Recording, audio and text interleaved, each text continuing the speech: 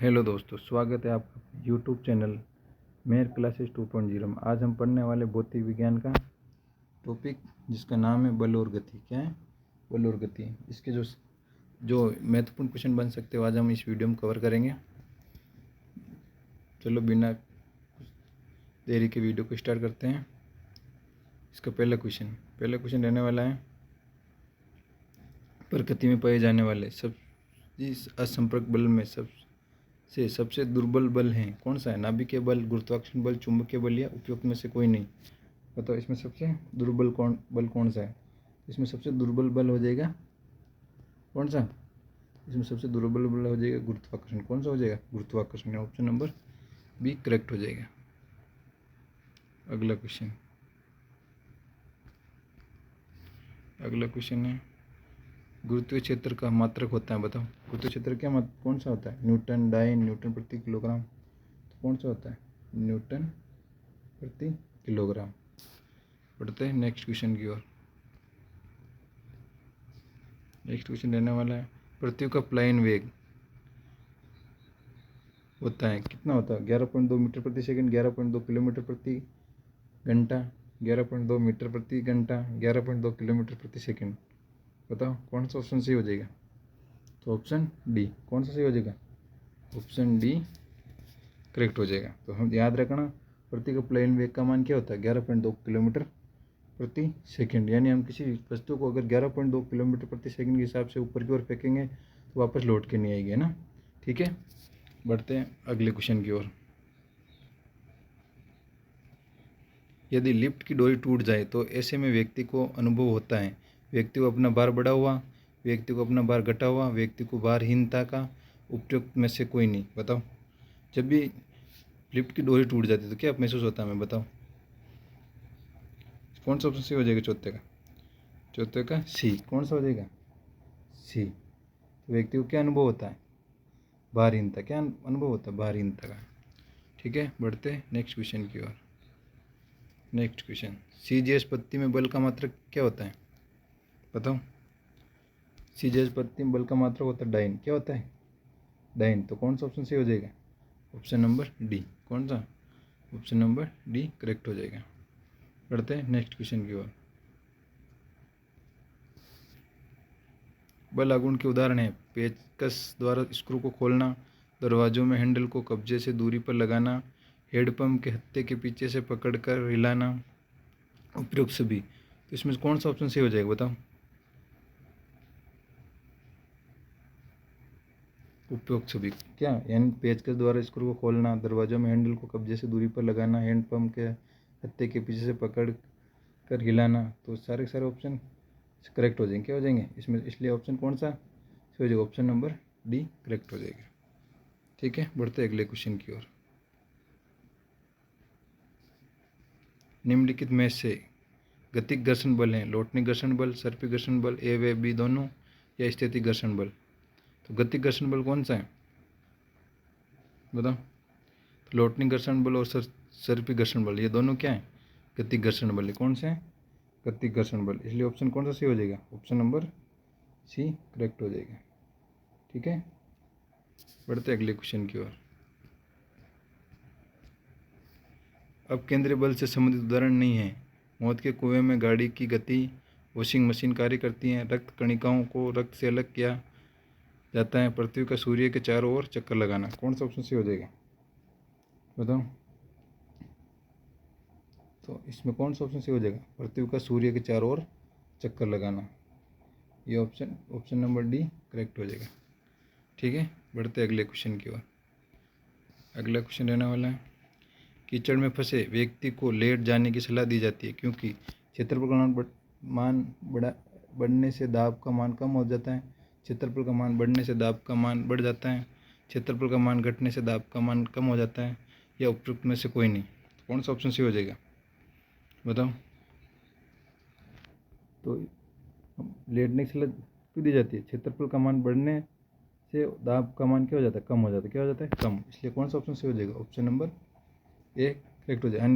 ज़्यादा क्षेत्रफल घेरेगा तो दाब क्या हो जाएगा? ऑटोमेटिक कम हो जाएगा। इसलिए कौन सा ऑप्शन करेक्ट हो जाएगा? ऑप्शन नंबर ए करेक्ट हो जाएगा। ठीक है, बढ़ते अगले क्वेश्चन की ओर।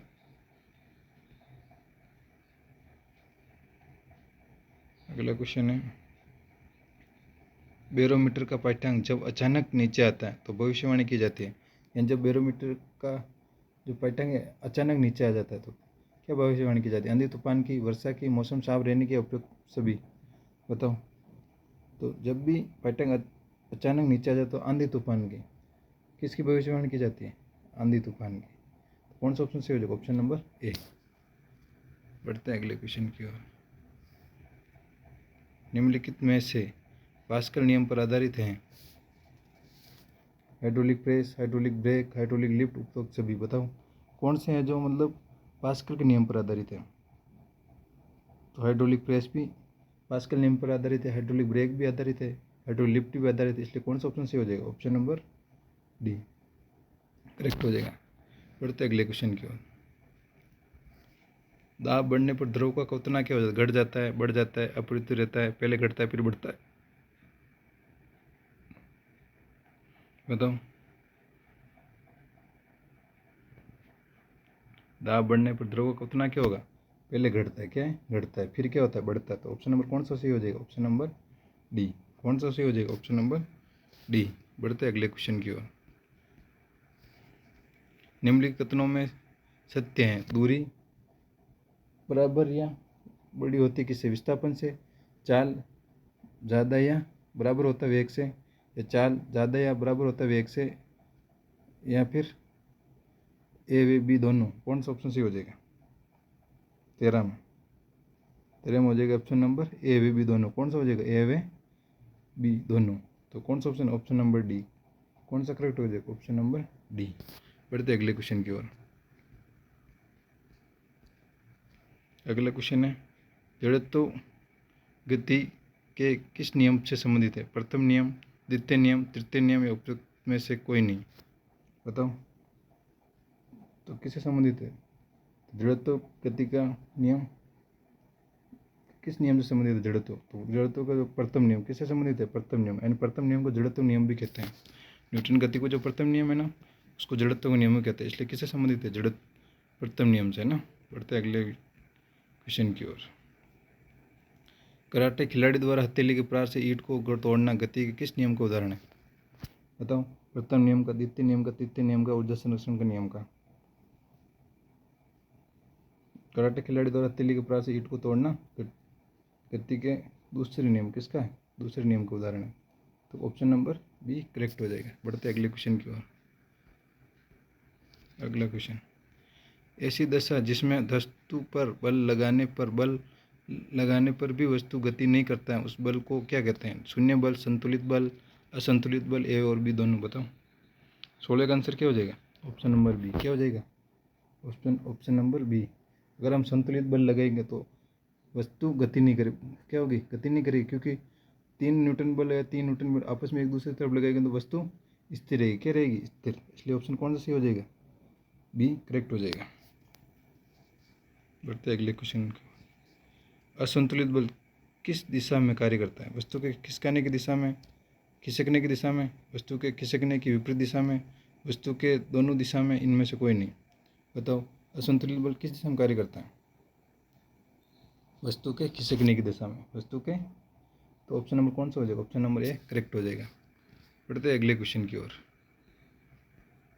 अगला क्वेश्चन रहने वाला है, अगर दो अनंत तल के झुकाव समान हो तो कांच की गोली एक अनंत तल से छोड़ने पर दूसरे अनंत तल पर कितनी दूरी पर चढ़ेगी? समान दूरी, कम दूरी, ज़्यादा दूरी, या चढ़ेगी ही नहीं? बताओ। इसमें कौन सा ऑप्शन सही हो जाएगा? ऑप्शन नंबर ए समान दूरी। क्या हो जाएगा? समान दूरी। यानी हम कांच की गोली एक अनंत तल से छोड़ने पर दूसरे अनंत तल पर छोड़ते तो एक से जितने जहाँ से छोड़ते उतनी दूरी वापस उधर तय करती है ना। बढ़ते अगले क्वेश्चन की ओर। एक स्थिर बल 3 सेकंड की अवधि के लिए 6 किलोग्राम भारी वस्तु पर कार्य करता है। इससे वस्तु का वेग 2 मीटर प्रति सेकंड से 7 मीटर प्रति सेकंड तक उपयुक्त का बल का परिणाम ज्ञात कीजिए। तो बल का परिणाम क्या हो जाएगा? बताओ। 19 में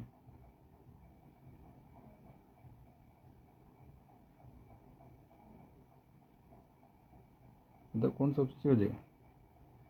ऑप्शन नंबर बी। कौन सा? Option number B. ये सोल्व कर लेना, मतलब यहाँ से तो बल का मान आ जाएगा। क्या जाएगा? बल का मान। ठीक है,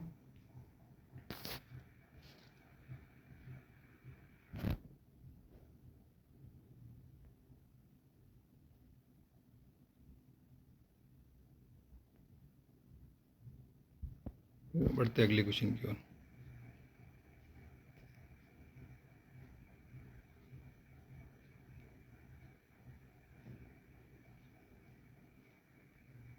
अगला क्वेश्चन रहने वाला है, एक बल 1.0 किलोग्राम वस्तु गति को 4 मीटर प्रति सेकंड से 8 मीटर प्रति सेकंड तक बढ़ा देता है। बल द्वारा किए गए कार्य क्या होगा? अब बल डब्ल्यू बराबर एफ एस कोस थीटा, यानी एफ ए कितना हो जाएगा 20 में? बताओ कितना हो जाएगा?